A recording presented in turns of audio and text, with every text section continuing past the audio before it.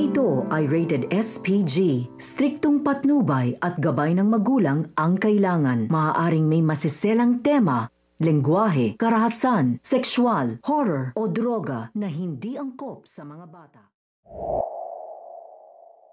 Dahil alam na nga ni Moira at Lynette na kay Bogs nga talaga ang cellphone nga nito ni Doc Tanyag, ay mag-uunahan nga sila upang kunin nga ito at sabay nga silang pupunta nga dito sa isang restaurant at ito ngang si Moira ay makikita nga itong si Lynette at may malaking posibilidad na may maggawing masama na naman nga itong si Moira dito nga kay Lynette at ito ngang si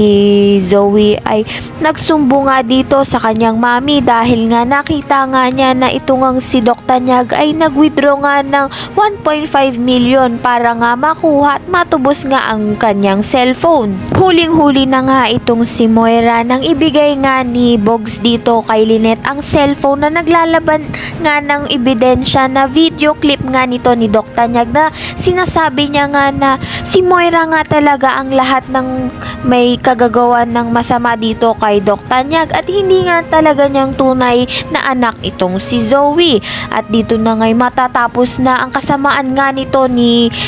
Moira dahil nga pagbabayaran na nga niya ito dito nga lang sa rehas.